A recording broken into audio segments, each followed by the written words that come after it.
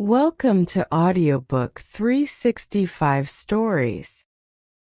It was a bright morning in early spring when Florence Harriton, with her father, left the dull, dirty street in Brompton. They went to visit the busy and pretty market town called Curtain-on-the-Thames. Mr. Harriton held onto his daughter's arm for support. He was very happy about the train ride. He started to complain about the porter putting him in a second-class seat, but Florence gave him a newspaper. With the newspaper in his hands, he forgot about his complaints and started reading about money. When they could no longer see the tall rows of houses, Florence began to feel better. She felt happier when she saw green fields and trees again. She thought work would not feel so hard and that life would feel easier with nature around her. When they got off the train at Curtain Station, her father complained about the long walk they had to take. But Florence's smiles and happy jokes helped him forget how tired he was. They walked up a small hill about 2 miles from the town to reach the cottage that Susan Denham had told them about. The cottage was near the main road, but there were no other houses close by. A group of elm trees in a nearby field gave the cottage some shelter from the strong, cold north wind. The cottage was very simple, but ivy covered its walls and went up around the old brick chimney, making it look cozy. The small, diamond-shaped windows shone brightly in the morning sun. What Florence liked most was the neat garden in front of the cottage. Even though it was early, the garden was full of colorful spring flowers. There were crocuses of many colors, from orange and purple to light blue. There were large bunches of snowdrops, along with hepaticas and early tulips. The air smelled sweet from the white and blue violets that grew in every little corner. As Florence moved closer to see the bright flowers, she saw the owner of the cottage standing at the gate, looking at her with curiosity.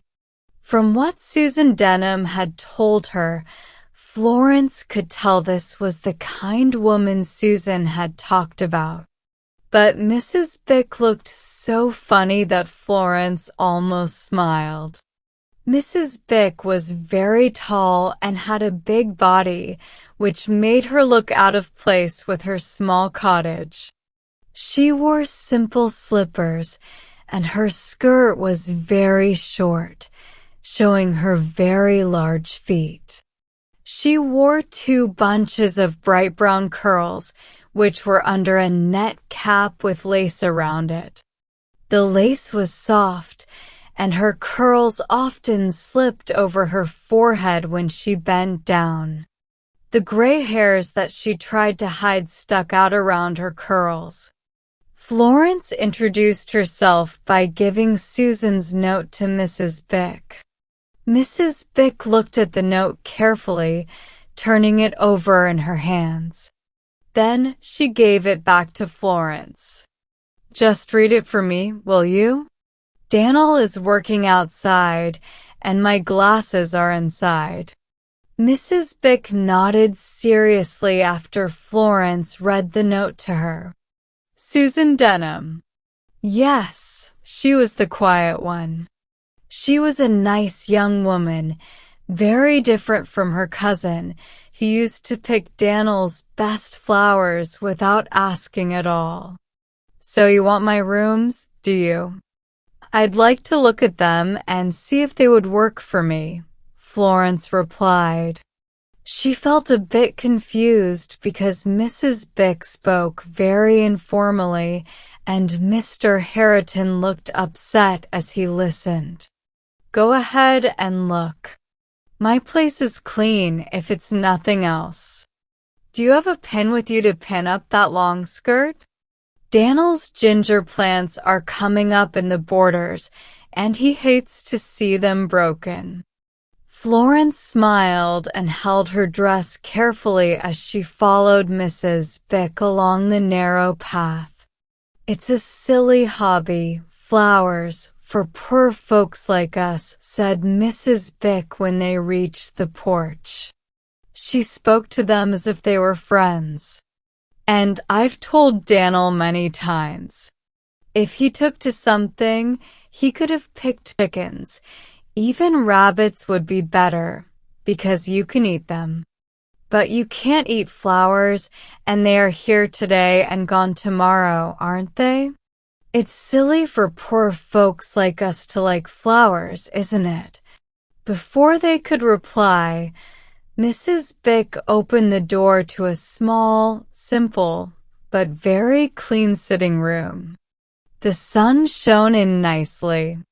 The wide window ledges had lots of green, healthy plants on them, and the little room looked so cozy and cheerful that Mr. Harridan sat down in a comfy chair in the sunniest spot and smiled with satisfaction. The rooms upstairs were also clean and neat, and Mrs. Vick's prices were very low, so Florence agreed to take the rooms right away. It would be easier to start her new life in this quiet place than in the crowded and sad city apartments. And Mrs. Vick's simple friendliness bothered her much less than the rude comments of the London landlady, who always mentioned that she had been better off herself in the past, so she could understand Florence. Then I'll expect you tomorrow, said Mrs. Vick, nodding so that her brown curls almost touched her eyebrows. The old gentleman doesn't look very strong. Wait here while I go get him a little of my currant wine to help him before he goes. Mr. Harridan happily accepted the drink.